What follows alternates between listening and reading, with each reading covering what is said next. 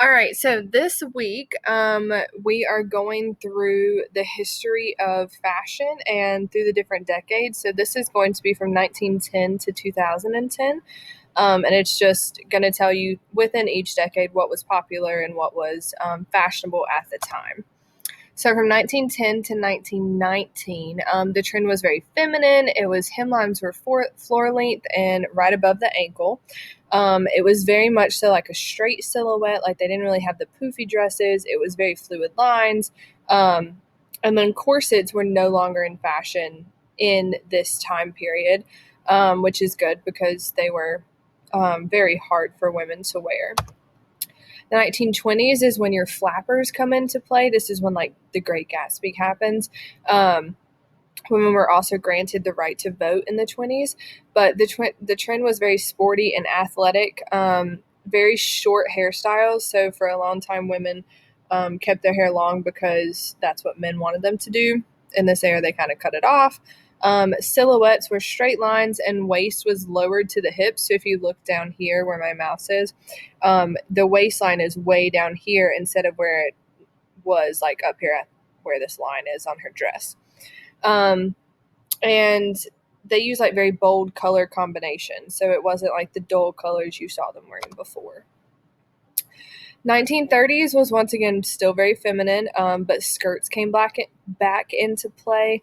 Their hemlines were moved up to the calf, and a lot of backless gowns came in, which was very like risque during that time. Clean lines, and it was cinched up to the waist. They also started wearing more like pantsuits, so like what she's wearing right here, more manly attire at towards the end of the 30s. The 40s, you had shorter hemlines just because the fabric shortage, because of the war. They were working outside the home, and this was when they became more so in the like workforce, and also when women started wearing more pants. A lot of patriotic colors because of the wartime. But this also gave women a lot of leeway when it came to what they could wear and what they couldn't wear because a lot of the men were off at war. The 50s is where you get the word retro from. So very feminine cocktail dress or cocktail style dresses. The poofier skirts. So this is when like Grease happens. You had your very preppy like super big skirts and like poofed out, and then you had your still sticking to those straight hemlines type of women. It's very hourglass shape, and they wore a lot of like different shoes, and they had the gloves came into style, things along those lines.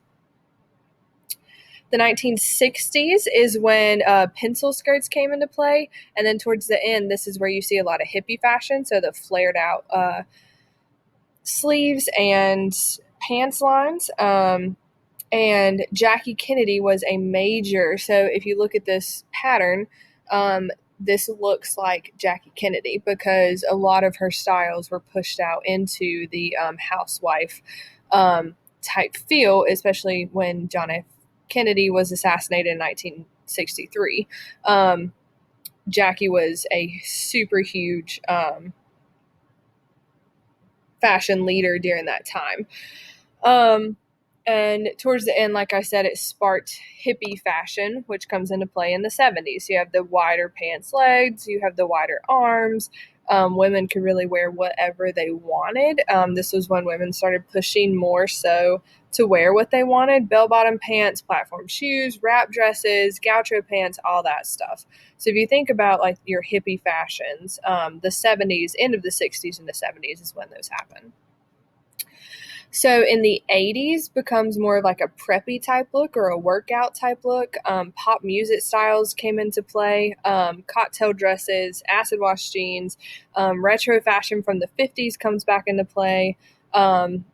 Skinny bottoms, so like the bell bottoms went out of play, and like skinny jeans came into play very hard. And then a lot of different colors, so neons, brights, all those things. The 90s is when a lot